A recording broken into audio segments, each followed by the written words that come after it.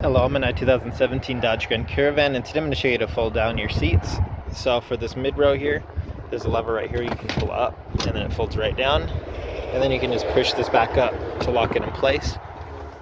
And for your third row here, you can fold these headrests down by pulling this little lever, and then you just push it back up when you want it back up.